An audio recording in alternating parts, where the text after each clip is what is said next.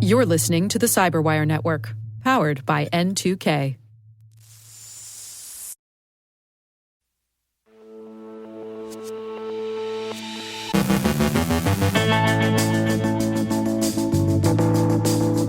A ransomware attack exposes personal medical records of VA patients. New joint guidance from CISA and the NSA emphasize asset inventory and OT taxonomy. The UK government reportedly spent millions to cover up a data breach. Researchers identified 2 critical flaws in a widely used print orchestration platform. Phishing attacks increasingly rely on personalization. Routing and jailbreaking frameworks pose serious enterprise risks. Fortinet warns of a critical command injection flaw. Estonian nationals are sentenced in a crypto Ponzi scheme. Michele Campobasso from Forescout joins us to separate the hype from reality around vibe hacking. And meet the Blockchain Bandits of Pyongyang.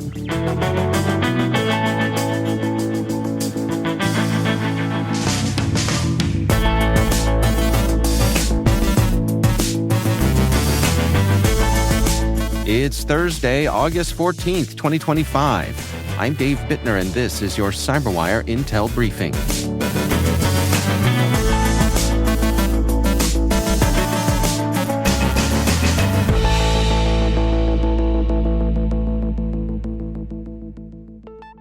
Thanks for joining us here today. It's great to have you with us.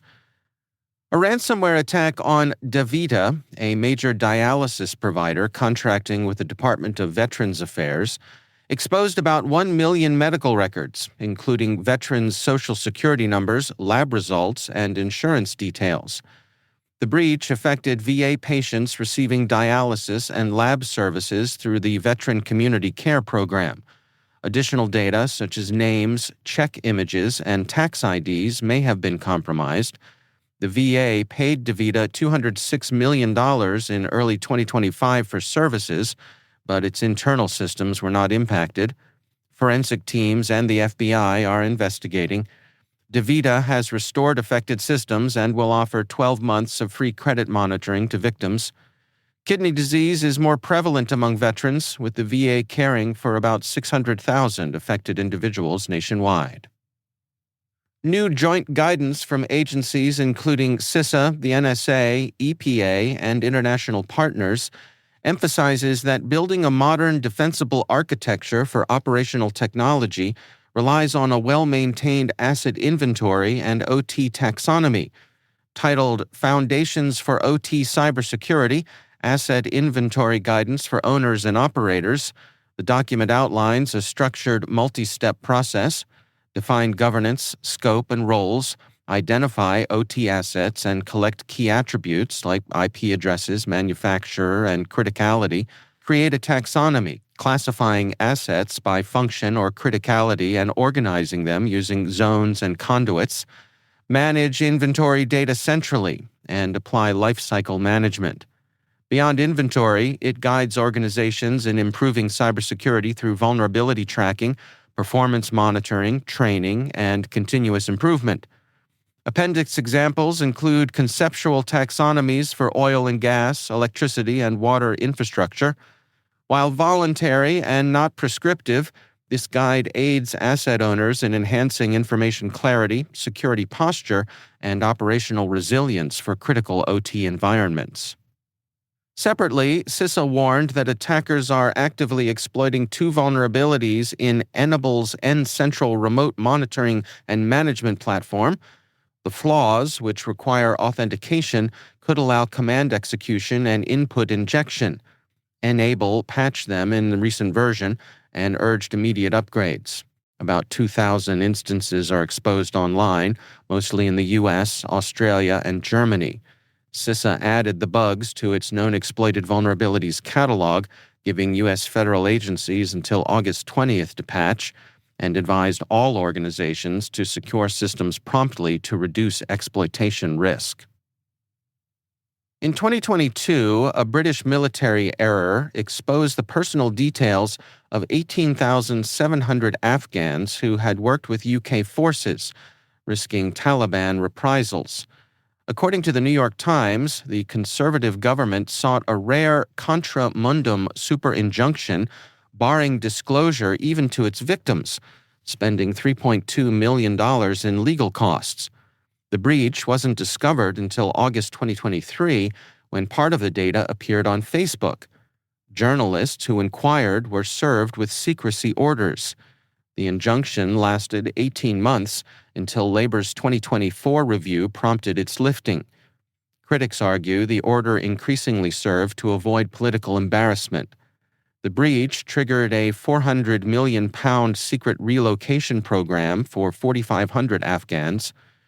The case, unprecedented in scope, has sparked debate over press freedom in Britain, with legal experts noting such gag orders would be impossible under U.S. First Amendment protections. Researchers at Horizon 3 AI have identified two critical flaws in Xerox FreeFlow Core, a print orchestration platform widely used by commercial print shops, universities, and government agencies. The XXE injection vulnerability and path traversal flaw allow unauthenticated remote attackers to execute arbitrary code on affected systems. One of the vulnerabilities enables server-side request forgery via improperly handled XML entities. The other allows attackers to upload files to arbitrary locations, enabling web shell deployment and remote execution. Both vulnerabilities are patched in the latest version, and immediate upgrading is advised. The flaws were discovered during an investigation into unusual exploit callbacks and disclosed under Horizon 3 AI's vulnerability policy. Cofense Intelligence reports that subject customization, personalizing email subjects, attachments, and links, is a key phishing tactic for delivering malware, especially remote access Trojans and information stealers. From the third quarter of 2023 through the third quarter of 2024, the top malware delivery themes with customized subjects were travel assistance, response, finance, taxes, and notification. Travel assistance most often delivered Vidar Stealer, response used Pikabot, and finance commonly used JRAT. Customized file names often contained PII, particularly with JRAT and REMCOSRAT in finance or taxes-themed emails. This sort of personalization increases engagement, aiding attackers in stealing credentials or enabling brokered access for ransomware operations. Zimperium's Z-Labs warns that modern rooting and jailbreaking frameworks, often developed without security oversight, pose serious enterprise risks by enabling malware infections, app compromise, and full system takeover. Many use Android kernel patching, as in kernel SU, APatch, and skroot, hooking kernel functions to gain root access. Weak authentication between user apps and kernel interfaces creates exploitable flaws. A kernel SU.5.7 vulnerability let attackers spoof the manager app via file descriptor manipulation, bypassing signature checks to gain root before the legitimate manager launched. Similar weaknesses, such as APatch's past weak password protection and Magisk's impersonation bug, show these risks are common. Z-Labs stresses continuous monitoring, as improper authentication, insecure communication, and poor privileged isolation in rooting tools create persistent real-world exploitation opportunities. Fortinet warns of a critical remote unauthenticated command injection flaw in FortiSIEM, a security monitoring platform used by governments, enterprises, and MSSPs. Exploit code is already active in the wild, allowing attackers to execute unauthorized commands via crafted CLI requests with no distinctive IOCs for detection. Multiple versions are affected. Only supported releases will receive patches. Admins should upgrade immediately to fixed versions or restrict access to phmonitor on port 7900. Older, unsupported versions remain permanently vulnerable. Estonians Sergei Potapenko and Ivan Turogin were sentenced in Washington state to time served, 16 months, for running a $500 million cryptocurrency Ponzi scheme. Starting in 2013, they sold Bitcoin mining equipment via hash coins but never had adequate inventory. They later launched HashFlare, offering remote mining contracts, showing fake profits to investors while operating only a fraction of the claimed capacity. Assets worth over $450 million were seized for victim compensation. Prosecutors sought 10 years, and the DOJ may appeal the sentence.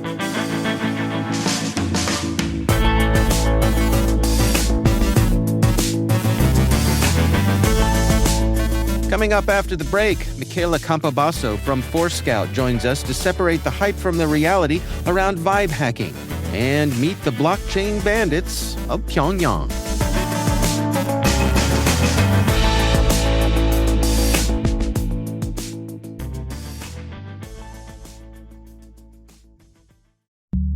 I'm Ben Yellen, co-host of the Caveat podcast. Each Thursday, we sit down and talk about the biggest legal and policy developments affecting technology that are shaping our world. Whether it be sitting down with experts or government officials or breaking down the latest political developments, we talk about the stories that will have tangible impacts on businesses and people around the world. If you are looking to stay informed on what is happening and how it can impact you, make sure to listen to the Caveat podcast.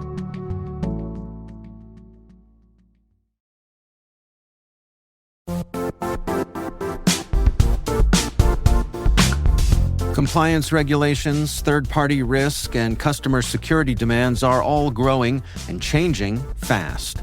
Is your manual GRC program actually slowing you down? If you're thinking there has to be something more efficient than spreadsheets, screenshots, and all those manual processes, you're right. GRC can be so much easier, and it can strengthen your security posture while actually driving revenue for your business. You know, one of the things I really like about Vanta is how it takes the heavy lifting out of your GRC program. Their trust management platform automates those key areas: compliance, internal and third-party risk, and even customer trust, so you're not buried under spreadsheets and endless manual tasks. Vanta really streamlines the way you gather and manage information across your entire business. And this isn't just theoretical. A recent IDC analysis found that compliance teams using Vanta are 129% more productive. It's a pretty impressive number. So what does it mean for you? It means you get back more time and energy to focus on what actually matters, like strengthening your security posture and scaling your business. Vanta, GRC. Just imagine how much easier trust can be. Visit vanta.com/cyber to sign up today for a free demo. That's vanta.com/cyber.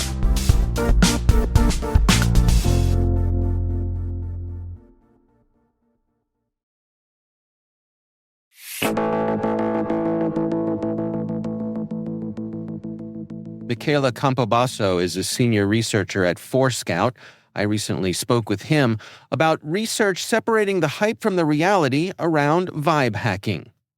So vibe hacking is the concept of attackers being able to rely massively on generative AI to conduct sophisticated attacks, cyber attacks in this case.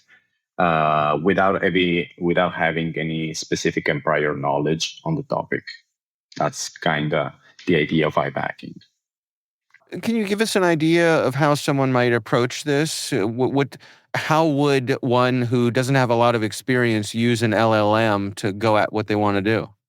Yeah. So, for example, one of the cases could be that someone is interested in attacking a given website. Then they resort to ChatGPT and they say, hey, I would like to do a security assessment on this specific website. How should I approach to that in the very beginning? And the LLM starts to give you some answers, some generic information you could find online. So you do the process step by step and you start progressing with that.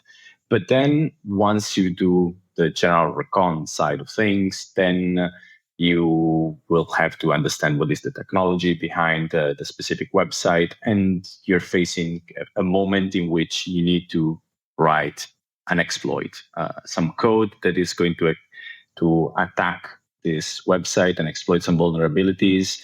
And this is where the thing gets tricky, because ideally, the person that is using this generative AI doesn't know how the thing looks like, the attack looks like, and the LLM very confidently will give some answers which may be wrong. So that's a little bit the issue that we see, and that's the reason why we started to do this research, this line of research, to understand really how good an LLM could possibly be when an attacker with no prior experience wants to perform some malicious activity. Well, let's dig into the research that you all did here. What was your methodology, and what did you discover?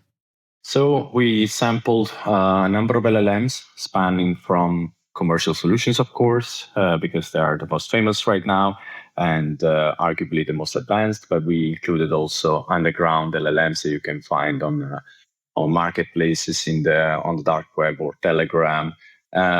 We included also some open source LLMs you can find in some repositories online. And some gray LLMs, like services that companies that actually have a VAT number. So you can buy their services and they offer you specialized LLMs to conduct offensive operations as a researcher, for example. So we've sampled 50 of them, and we decided to test them against a test bed of some tasks. And the two tasks that we decided to test these LLMs against were vulnerability research and exploit development. So vulnerability research, in a nutshell, is the process where someone or something looks at some code and then tries to find what are the vulnerabilities in that code and tries to exploit them, or at least pinpoint what are the issues in that code that may lead to an unintended use of that software. And exploit development is the subsequent step. That is, you have some vulnerable codes, you know that it's vulnerable, you know where the issue is, and then you have to write a program that misuses said software in the unintended way to achieve something that the software was not originally designed for. For example, launching commands on a system that was supposed to be just hosting, for example, a website. So how did it go?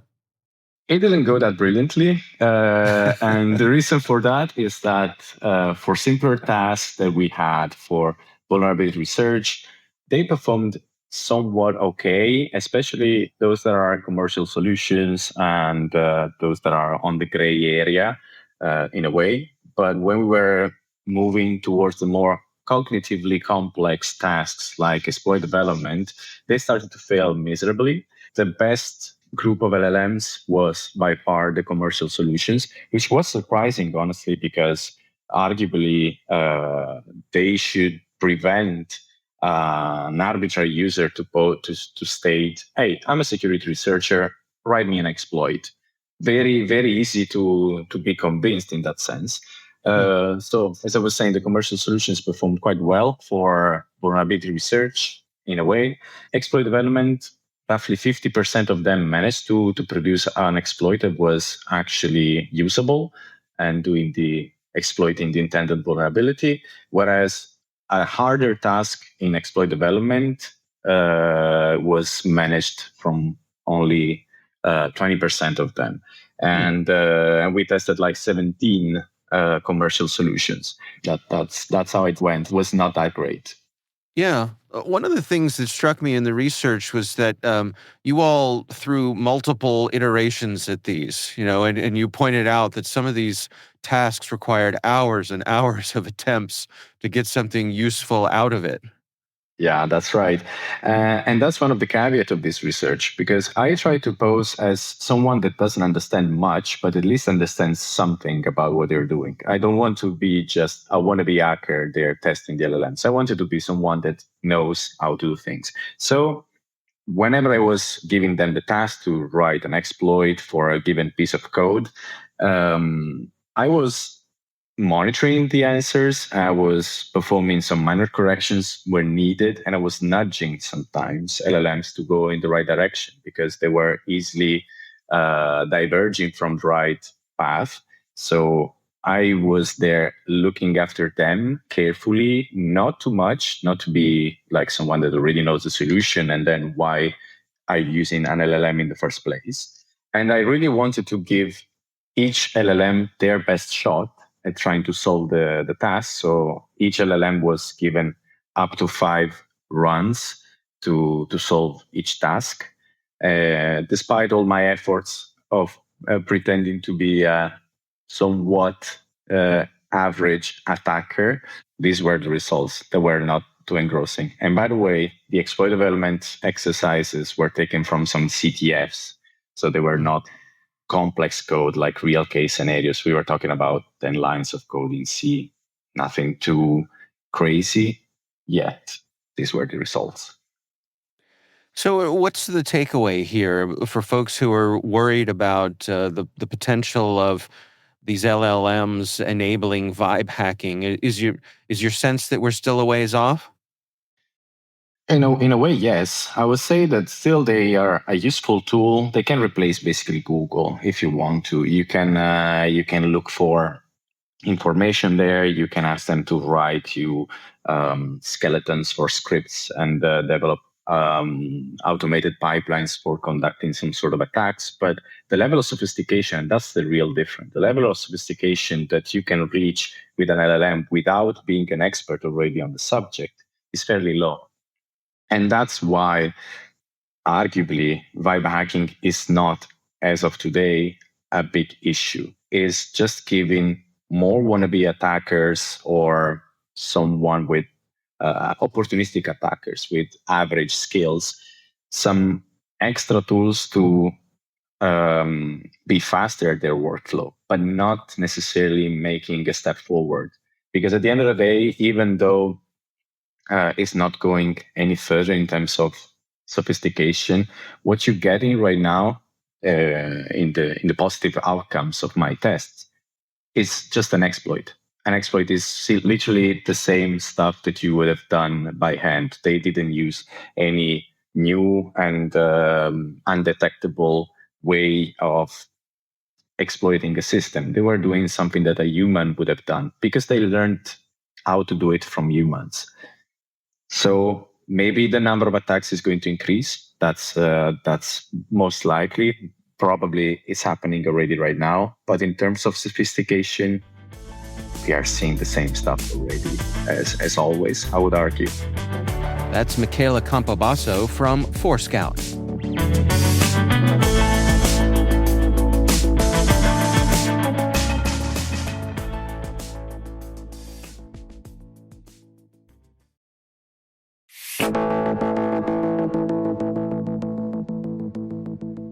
And finally, in the latest installment of North Korea Does Remote Work, crypto sleuth ZachXBT has outed a 6-person DPRK IT squad tied to a $680,000 June crypto hack, moonlighting as blockchain developers under 31 fake identities. Their CVs boasted experience at OpenSea and Chainlink, and one even interviewed at Polygon Labs. Screenshots from a compromised device show them coordinating scams via Google Drive, AnyDesk, VPNs, and Google Translate, all on a $1,489 monthly expense budget. The crew also linked to a $1.4 billion BitBit hack, secured freelance roles to siphon millions more. ZachXBT warns the scams aren't high-tech, just high volume, and sloppy hiring keeps the DPRK's most committed remote workers employed.